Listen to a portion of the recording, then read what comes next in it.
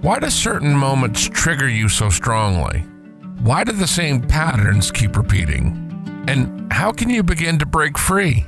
Welcome to What Triggers You with Stacy Pelletieri. Each week, one listener question unpacked with compassion, clarity, and practical tools for change.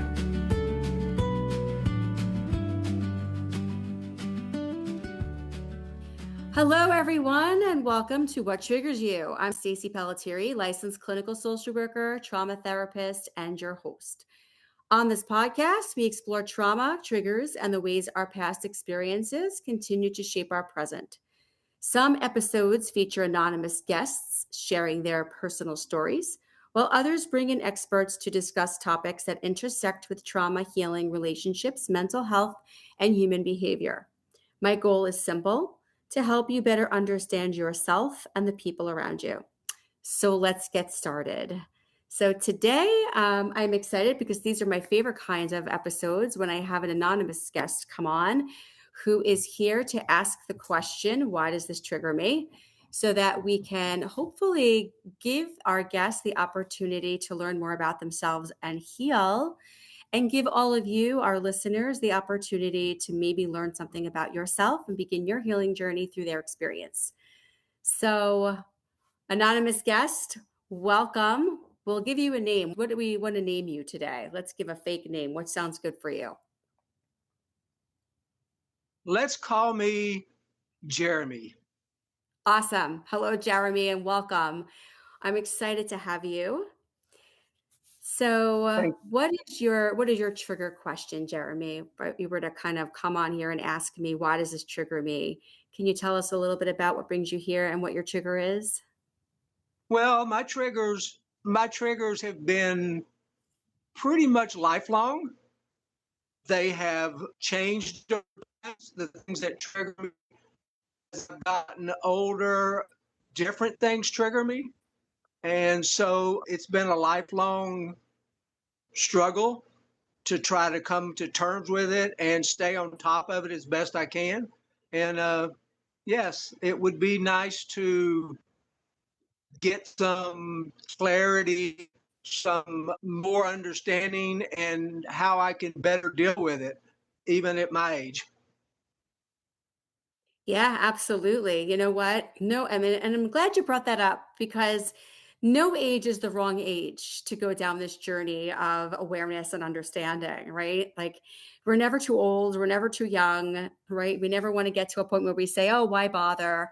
Right? There's always, if there's life ahead of you, right? There's always the opportunity to heal and live life with more clarity and a better sense of calm. So, can you maybe describe one of your triggers for us that you would like to work on today? Well, I would say right at this point in my life, what triggers me over the last few years has been the in a not necessarily just in a crowd, but where I am in a position of where I'm like in a place where I can't get away, and crowds, people coming towards me, towards in my face, not in a bad way, but just coming towards me. And because I get the feeling of the anxiety becomes overwhelming, and I feel the need to either fight or flight. And I would like to get past that. I did not have that for decades in my life. 25 years that has been a trigger. And if I don't find a way to get past it or understand it, it makes me become more isolated because I want to stay away from those situations. And I don't want to be isolated from life. I don't want to be isolated from people. So that would be amazing to just find a way to get past it, to cope with it, just so I'm not feeling like I don't even want to walk outside anymore. Yeah, absolutely. Right. Because like what you're saying is something that I think a lot of people experience, right? Like, I don't want to stay stuck in this avoidance loop. I don't want to keep avoiding this thing that triggers me because I know that it's safe and it's okay to be there, but I don't like how it makes me feel. And I don't want to avoid the things I want to do just because I don't like how it makes me feel. I want to be able to go out. I want to be able to be in places where there are crowds. I want to feel okay. And I don't want my triggers to become so overwhelming that I have to avoid. Right. So, my Yeah. first question, I think a good place to start is when you are in a crowd and there is people coming at you, you mentioned fight or flight. Can you describe for us what that fight or flight feels like for you? Where do you feel that in your body? What does a trigger feel like for you? Well, I feel my whole body tense. I feel I feel like every muscle in me tightens up. Um, I I can feel it. It's like my eyes are like I can feel the fear in my eyes. I can feel it. I mean, my body just it's like I'm ready to fight. I mean, I feel like I'm being threatened. I know I'm not being threatened. I mean, I know I'm not being threatened, but the feeling is overwhelming. And it just, I can feel myself sweating.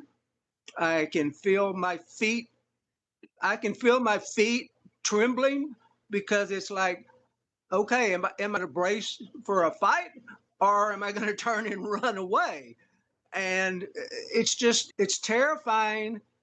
And when the more I try to rationalize it and say, hey, I'm okay, I'm safe, I'm not in trouble, nobody's here to get me or hurt me, but those get drowned out.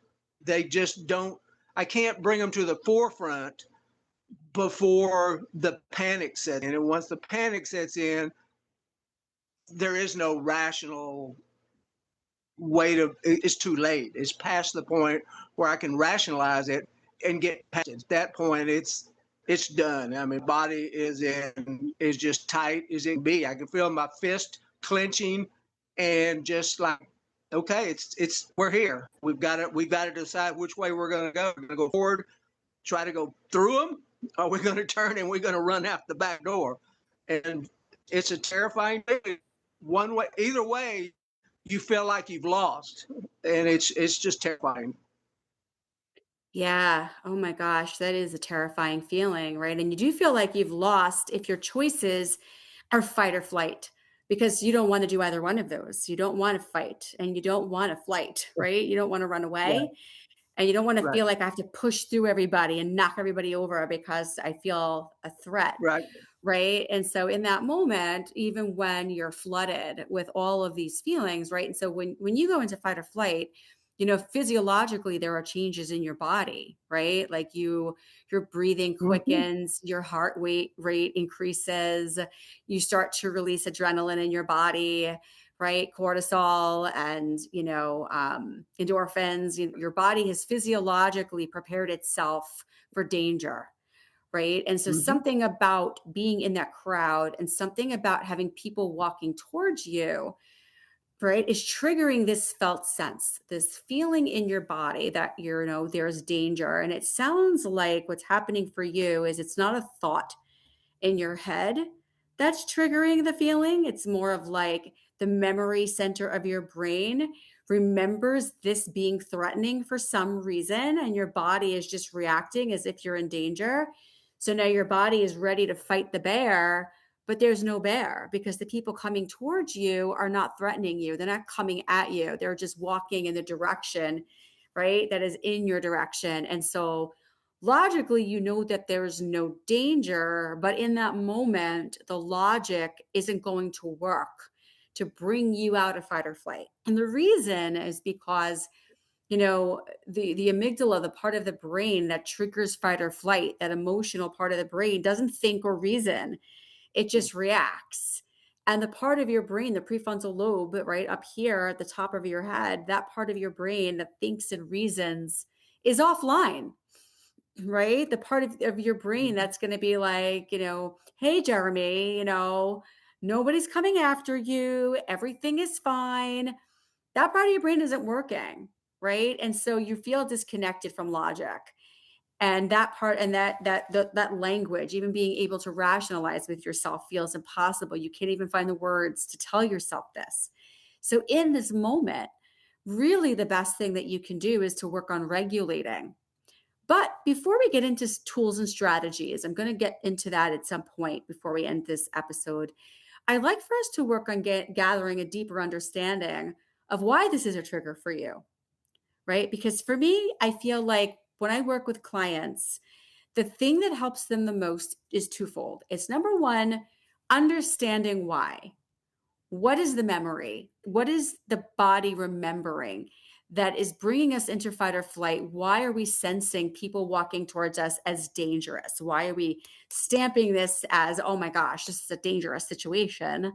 And then we could talk about tools and strategies to help you. So I'm wondering, just to start, Jeremy, if you have any thoughts, any memories, any ideas about what people walking towards you in a crowd means to you that could, in some ways, bring you into this place of danger that you're aware of? You know, I have I spent decades studying on that, to be honest. Yeah. Um, and I've had most of the job I've had in my life have been jobs where I dealt directly with the public, Yep. where people were face to face with me. I have worked in industries where I was in a place with literally thousands of people running around me, and I had no problem. It just, Mm-hmm. well, you know, here's the thing. So I always felt in crowds like that working, I I felt energized. Looking back, that energy that I felt may have been anxiety that hadn't fully vested itself. Mm-hmm. Um, because running around those crowds, I was fine. I could run around, I interacted, but it was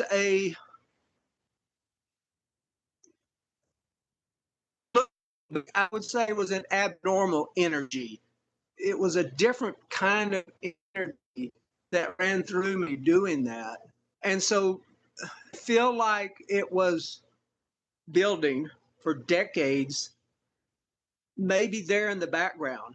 And I don't know, as I got older, maybe I became more aware of it. Maybe or it just grew to a point where it finally took control rather than me being able to work through it, to fight through Mm-hmm. it. Now looking back, you know, over the years that I ran around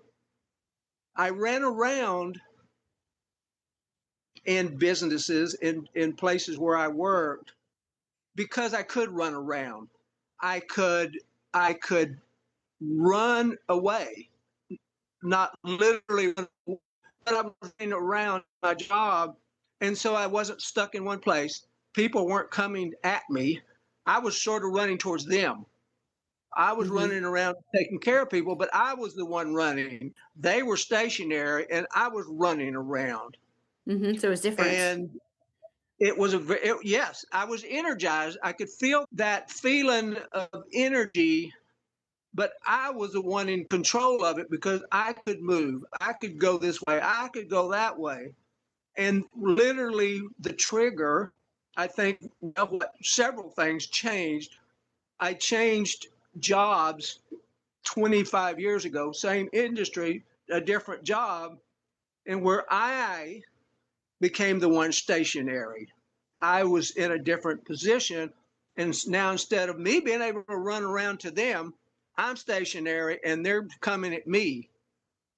And that energy I had to get away, to run it off, to work it off, is now gone. I'm stuck. And now those people coming at me, all that energy I couldn't get rid of. I couldn't go away. I couldn't shake it off. I couldn't walk around. I couldn't go sit down and take a break and get rid of it. And so it just built and built and built and built until literally at one point I was taken out in an ambulance and spent 2 days in the hospital for a panic attack.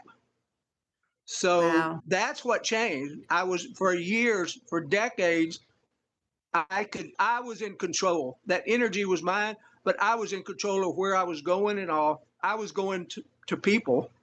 It changed to people coming at me, and it just reversed. And now all that energy had nowhere to go, and it took control of my body and my mind. I think Yeah. that's exactly what happened. You have great insight. I can tell you've been doing a lot of work on yourself. And so there's a couple of elements here I want to point out. Number one, you hit the nail on the head when you're talking about like no longer having energy. So the way I hear that is that, when you're in a state of fight or flight and you feel that energy, when you can get up and move and go from here to there, to there, to there, to there, right? You are giving into the need for flight and you're Mm-hmm. leaning into that energy, you're leaning into that need, and that is very regulating and it helps you to feel a sense of control over what Mm-hmm. you're feeling in your body. When you're forced to sit stationary, the language I hear coming from you are words like stuck and phrases like coming at me.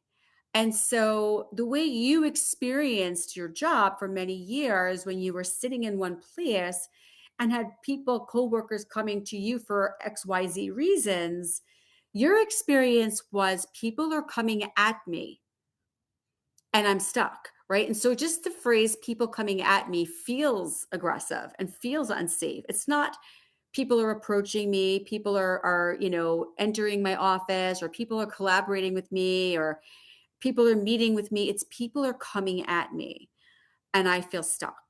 And so it Mm-hmm. sounds like, you would go into fight or flight there as well, but because you were not able to pick yourself up and actually physically bring yourself into flight, you just had to sit and mask, right? This uncomfortable, stuck Mm-hmm. feeling until you got to a point where you couldn't bear it anymore. And so, what I'm wondering, what I'm curious about is people coming at me.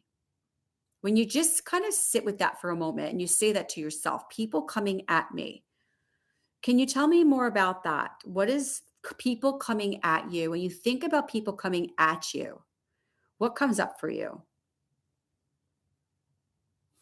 Well, I guess for after I got out of that industry and I went into another industry, another profession, and for a while after that, I was at again I was at a stationary place, and for several years I worked a job, and cars were coming towards me with people to for me to do my job, and I realized that triggered me. That even cars coming not at me personally to hit me because they couldn't, but that just triggered me. It's like for the so this has been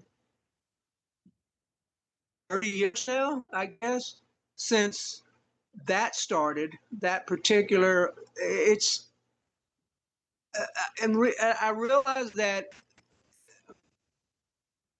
I just feel I always feel the need to be able to walk away. I always feel that I need to be able to direct, have control over my direction. And for years, I lost that control. I lost that ability. I had to become stationary. I had to take whatever came towards me, whether it be a car, whether it be a person, whatever. And the only thing I can come to conclusion is that this has been a trigger my whole life. I just avoided it for the first 40 something years because every job I had, I had freedom to move. I had freedom to walk away. I had freedom to get away. And then all of a sudden, when I'm the one who's stuck and I have vehicles, I have people, I have whatever it could be coming towards me, and I know that I can't walk away. My job requires me to stay there and take it, do what I need to do.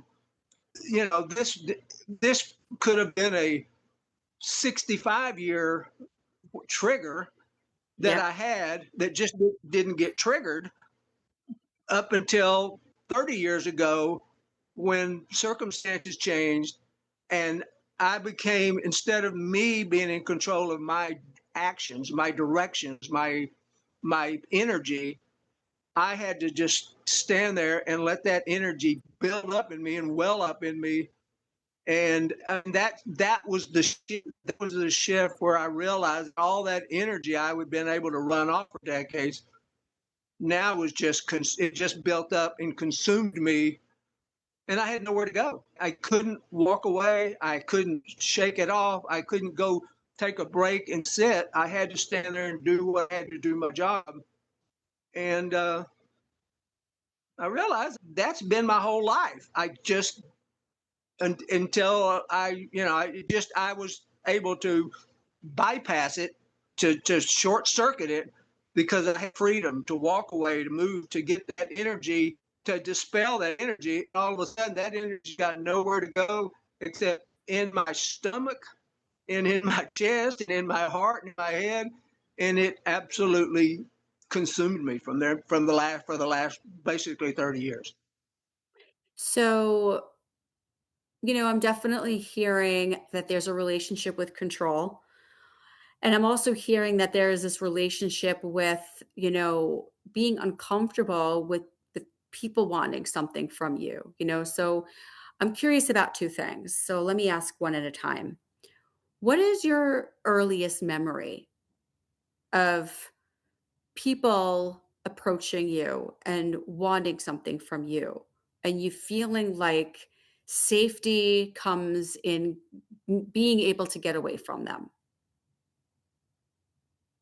Well, I mean, I can go back literally decades to probably I mean, first job I ever had, or first or second job I ever had when I was a teenager. I worked at a business and behind a desk.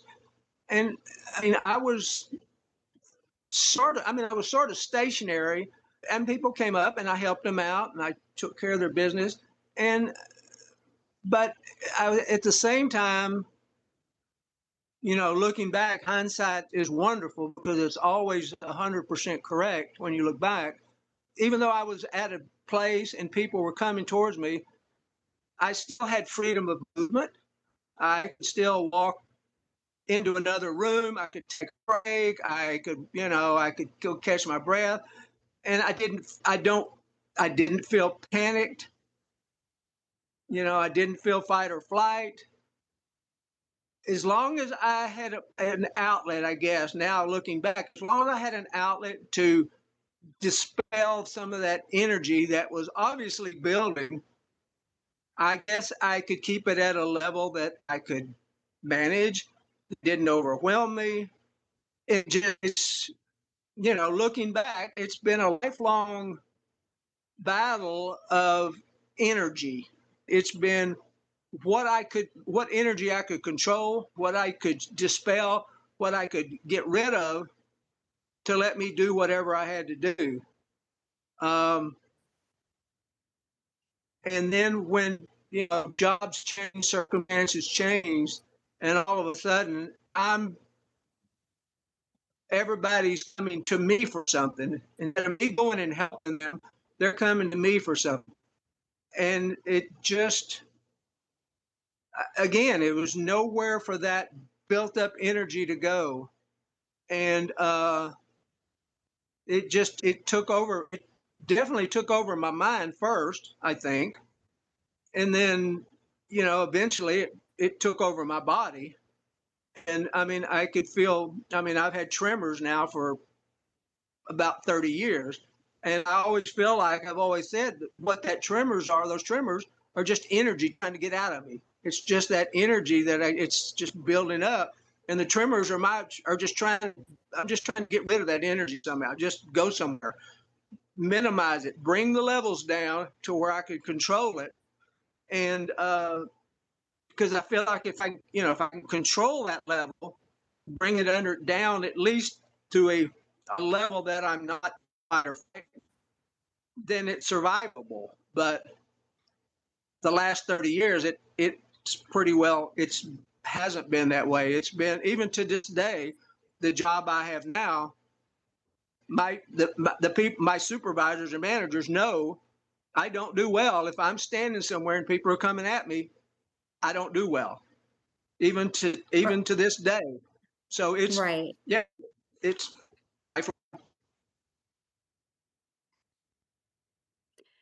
Right. So I think what we want to do is go back to before, right? So we're talking a lot about your different jobs and, that this has been a lifelong issue in your jobs, right? That if you are sitting, people are coming at you, it's uncomfortable. But if you are the one who's up and going to other people, even though the anxiety is still there, it was manageable because you were feeling more in control, right? So there's definitely a relationship with control that we need to understand better. We need to understand what it is about people wanting something from you, right? Or people approaching you that triggers this feeling of unsafety. So I think the answer will probably lie in what happened before, right? So it's not necessarily going to be found in the work environment itself. It's going to be found or understood in the earliest memories in your life of what, you know, being approached by others or having others need something from you or feeling like you don't have control over a situation or over what might be going on with others. It's those earlier memories of these things that are being triggered by the work environment. So I'm wondering if we could maybe, if you're comfortable doing so, sort of go backwards a little bit more to understand what it is about people approaching you in the workplace that makes you feel unsafe, right? Your body is processing the approach or that feeling of stuckness or that lack of control as a threat. And so I think we need to kind of, again, go backwards a little bit more to understand what is it about not having control over your interactions with others that can feel like a threat for you. What comes up for you when we talk about that? yeah. So I go back to when I'm 8 years old, and I wake up one morning and found out my father had died of a heart attack that night, the night before. And for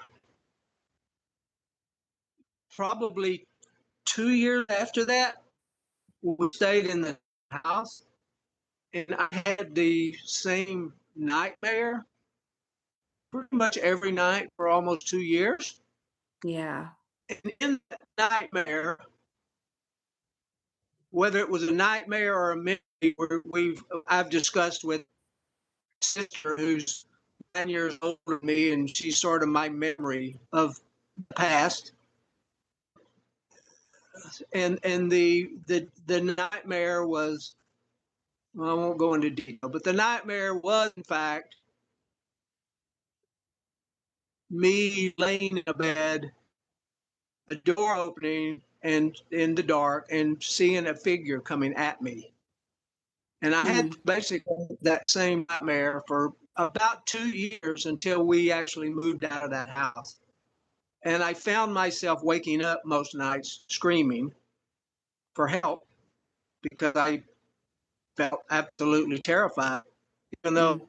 I don't know who, where, I've discussed it with family members who were there, and what I might have actually seen and what I interpreted we now think was completely different than what my nightmare was. But yeah, Hmm. so that's the first.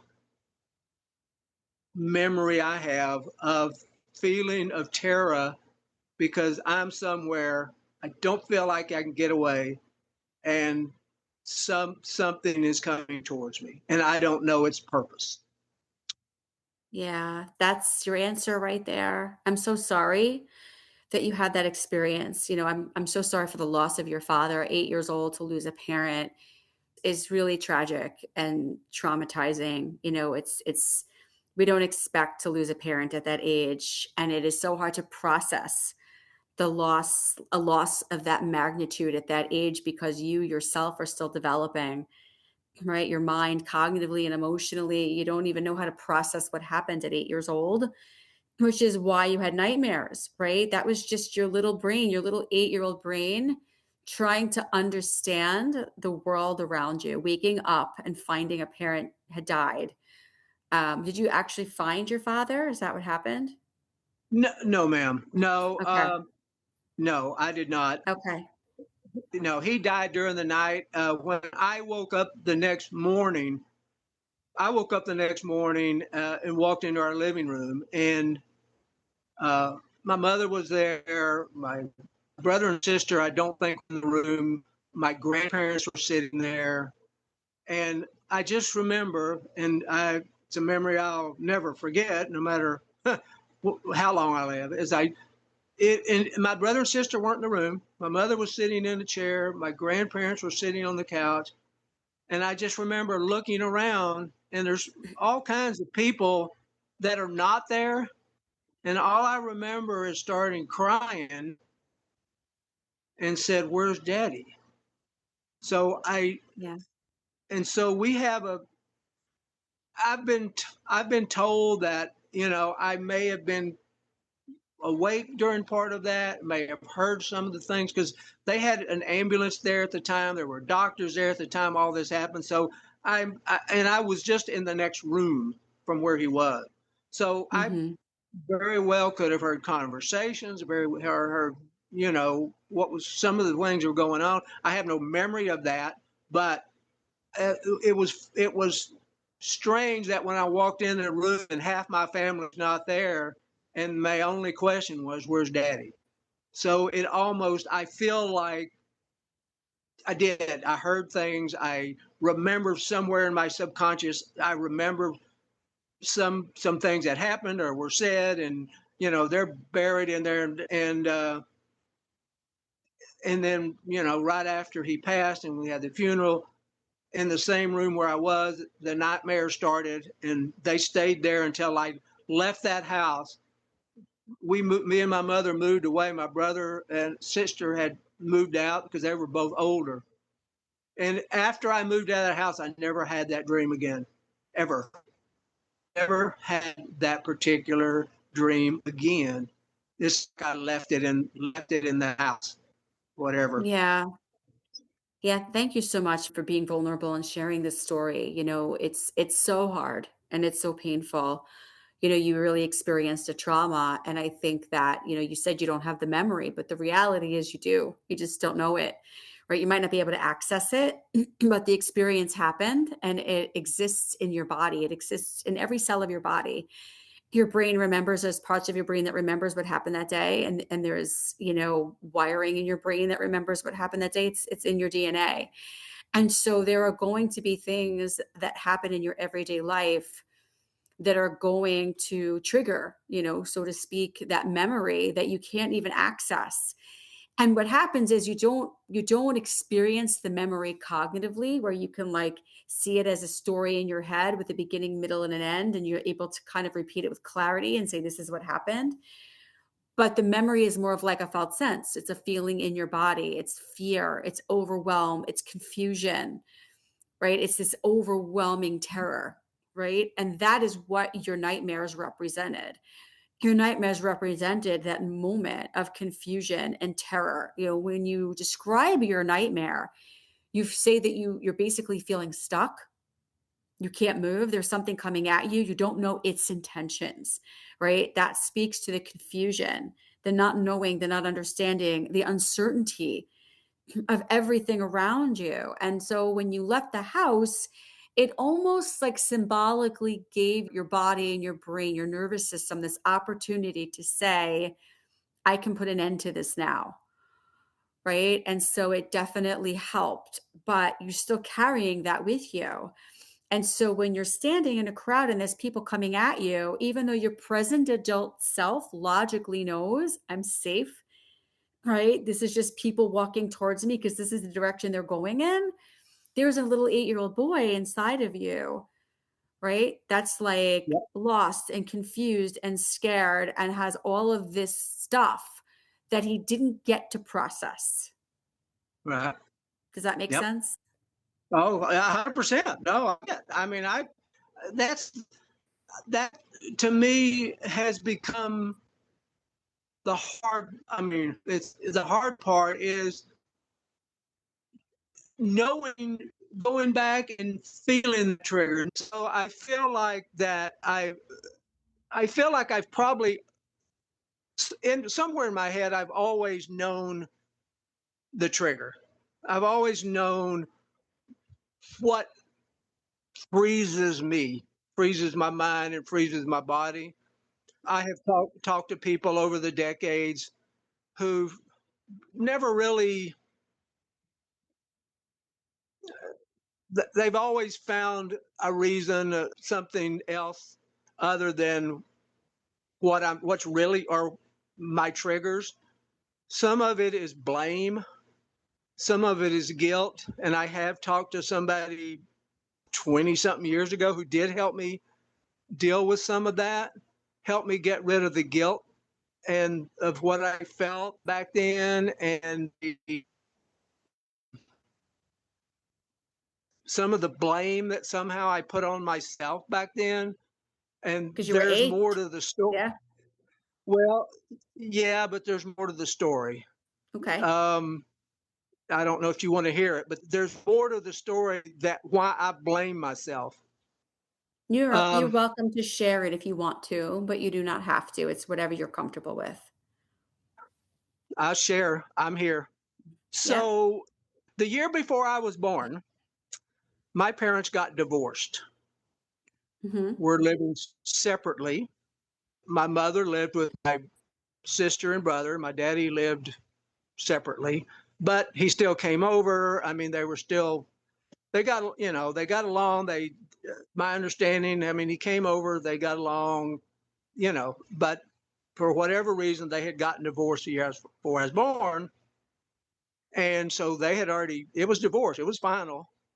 And so I don't know what happened in the fall of that year, but Mhm. something happened, maybe over the holidays or whatever, something happened. And the next year I was born. Okay. So my parents remarried and stayed together until my Mhm. father passed away when I was 8. So Mhm. there was blame I felt, because I'm thinking, if I'm not born and they stay divorced and go their own ways, maybe my father doesn't have a heart attack 8 years later. I see. So so there was some blame on my part. You carried responsibility for I something did. that was not yours. Yeah. I did for many decades. I carried some blame and I carried some guilt.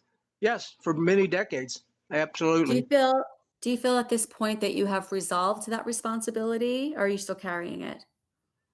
No, I did get some help from a trauma specialist, therapist, Great. about, I don't know, 20 years ago, who helped me through some really hard work, Great. very uncomfortable work, Mhm. but helped me to learn to take that guilt and put it away. She helped me get it from my subconscious where it was, and put it in my conscious brain where I realized I had nothing to be guilty about. I had nothing to blame myself for, but Mhm. an 8-year-old mind felt that. I felt even though I never said it to myself. Nobody else ever said it to me. You know, it was just there. That my mind said, what would happen different if they had stayed divorced and they'd have gone their way? Well, for one thing, I wouldn't have been born. You know, so Yeah. there's one Yeah, thing right there. you made up quite a story as an 8-year-old, right? Like you really felt so powerful and so in control and so responsible for something that you couldn't control. And so it sounds like you made what was unconscious conscious and you brought it to your awareness and you were able to Yes. reframe and change those beliefs, which has helped you tremendously, which is wonderful. And so I'm glad you met that therapist and did that work. So it sounds like where you're at now in your journey and your healing journey is the next step. And so where it sits in your brain cognitively and you're able to understand it, it's still living in your nervous system, right? And Hmm. so your brain logically Absolutely. knows, I'm safe. It's not my responsibility. It's not my fault. I don't have to carry this shame and guilt. I'm safe when people are walking towards me. There is still this scared little 8-year-old that lives in your brain, right? He's living back here in your downstairs brain, in the emotional brain, and he is triggered, right? He snaps into action. He acts irrationally.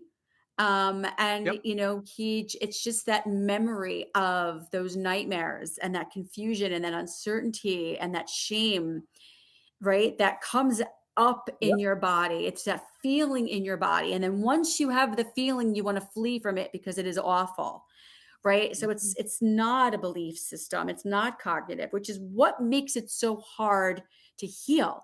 Because here you are, your present adult self, like, this makes no sense.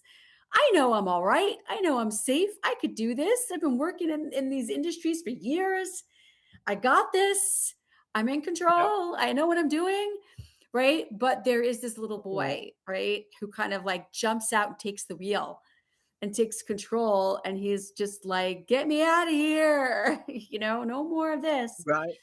And so, I feel like for you, the work, if you were to kind of continue your healing journey and speak to therapists and do some more of the deeper work, I would focus more on the trauma, the somatic work, the feeling, the felt sense, the feeling in your body, and the processing of the information that's stored in your body. Have you ever done somatic work or EMDR work with any of your therapists? Not sure exactly what that is, ma'am.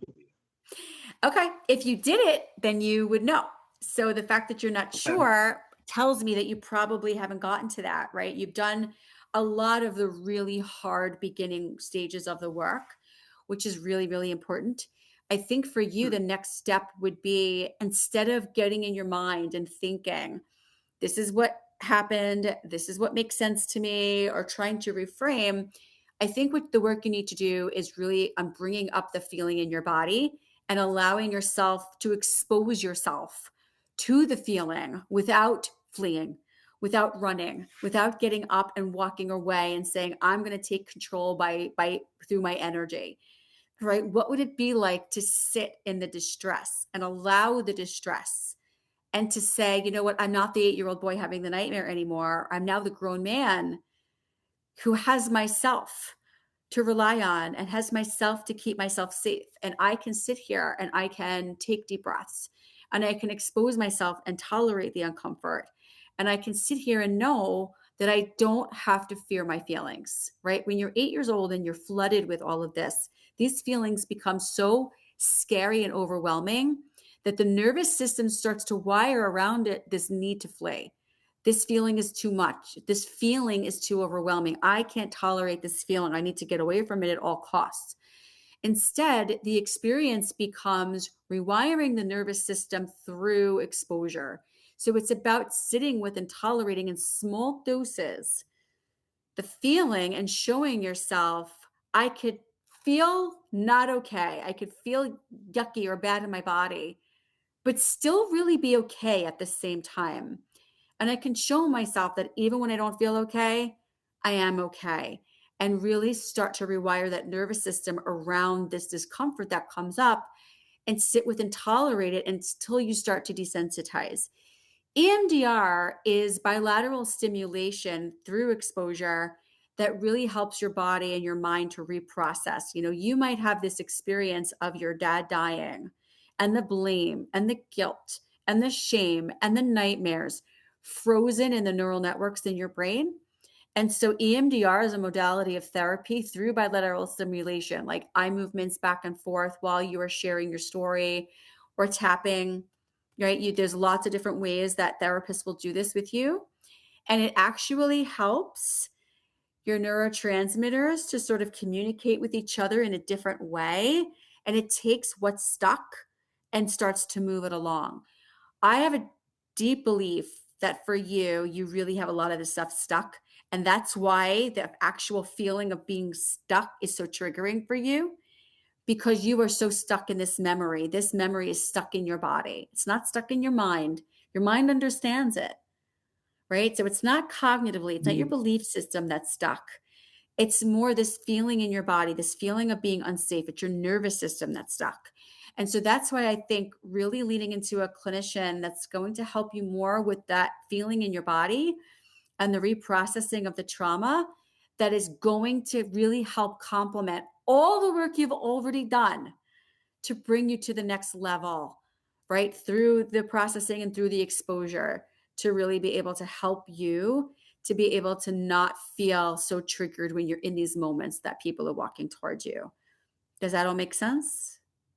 It does. It does. And so what you're saying, I believe, is what I actually did go through with that, because she had me do a ball in each hand, the squeezing the Yep. ball. And Yep. that's where I got rid of the guilt and the blame, because we were able to shift it from my unconscious brain to my conscious brain. That part, the guilt and blame were anybody, because it was, we were able to get those feelings out. The blame stopped, the guilt stopped. Those got rid of. We just can go on. But here's the thing: when we were at that, my life wasn't stuck. I was still able to run around and do stuff. So I was still able to burn that energy off. It was after I left that I got in my stuck position. Yeah, because that was, I think, the stuck, right? Like the sitting still and having people coming towards you and needing from you. That's Yeah. where all of that responsibility, guilt, and that uncertainty and that feeling of, now people are coming to me and they're coming at me and I don't know what their intentions are, and Mhm. I don't feel safe, right? It's bringing you Right. right back to that uncertain 8-year-old. So it sounds to me like you really started to do really great work with this therapist you were seeing, and you started to do the bilateral stimulation, and that was working for you. So my recommendation, even though it's a hard work, as I would finish that, I would go back to that. Whether you have that clinician still in your life, or we can maybe give you a referral and help you with a new one who can do this work with you, to really continue with that bilateral stimulation and continue with the processing that you started and finish it. I think that will go a long way for you to get to the next level if you're open to doing that. I mean, that's a good question. You're cutting up a little bit again. I don't know if you can shift where you Yeah, are in your room again. yeah. Let's see here. You're frozen on me. Is this better? Worse? This is better. Yep. Uh, Our connection's getting wonky, so we'll probably have to wrap up in the next minute or two. But let's answer that okay. question and then let's do a wrap up. Yeah. Yeah. Well, I mean, I would say I'm open to it. I just have to decide at a point in life. It's is there enough to get from it? I guess at my age, but I mean, I've always been open to it. I just Yeah. uh, I have to believe. I'm a person. I have to trust and believe in the person, and for me, it's hard. It's Yeah. hard to trust. But I get if it. I find that trust, yes, if I find the trust and find that belief, yes, I would still be open to it, I believe. Yeah, I think, the reality is, you have great insight. You know yourself, you've done amazing work, and I think the work you've done has really brought you to the place you're at. And so the sense I get is just going a little bit further with that kind of work is probably really what your nervous system needs. If you want to email me the state you're in, I'm happy to send you referrals for people who really Okay. do that kind of work that maybe can help you, even if it's short-term intensives, really just Mhm. focusing specifically on that because you've already done so much work. That really might be all you need to start to really feel some relief. I think that could really go a long way for you. So I am so Yeah. glad you came in today, and I'm so glad we had this conversation. I am really truly grateful to you in your bravery to come on here, in public, even though you're anonymous, and be vulnerable and share your story. It's not easy. And these conversations not only help you, but can really help somebody listening who's never talked to anybody, who's never gained any insight. And now they hear you're talking and they hear your story, and it resonates for them, it makes sense for them, and might really help them take that first step in their healing journey. And that's why these conversations are truly so important. So I want to just thank you again. I'm sorry that our connection got a little bit, wonky in the end there, Yeah. but I'm glad it stuck in there for us most of the conversation, which is great. So I'm wondering, Yeah. before we wrap up, do you have any last thoughts, comments, questions you want to share before we end our recording today? I think the only thing I can say is, if you feel these things, talk to someone. The worst thing I did for decades was bury it, which literally buried my life. Uh, you know, never been married, never had kids. The fear of loss has kept me stuck basically my whole life. So Oh, I don't want anybody else to do that. I don't want anybody else to be like that. I wouldn't want anybody to feel stuck their whole lives for decades. So talk to somebody, talk to a friend, talk to a family, talk to a doctor, talk to a priest, talk to preachers, talk to somebody.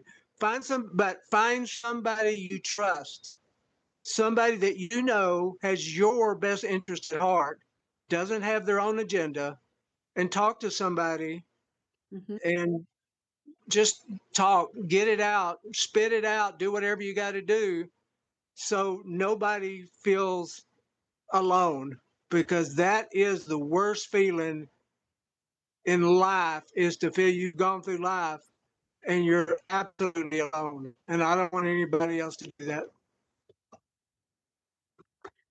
Oh boy, thank you so much for saying that. I really am sorry that that's been your experience. I am truly so appreciative of you sharing that and saying that. I mean, it's so powerful what you just said. And those words might change somebody's life, and that's amazing. What you're talking about is the fear of feelings, right? Your fear of that feeling of grief, of reliving that feeling, that experience you had at 8 years old was so intense that you really spent your life in an avoidance loop, right? And that's part Yep. of what made things so hard at work, right? You were forced into a situation where you couldn't avoid. You had to be there, you had to be present, you had to sit with and feel feelings that were hard. And being able to tolerate distress is really what is so freeing, and that's what builds resilience. And that's what you're doing now. That's the work you're doing now. And so again, Jeremy, thank you so much for being here.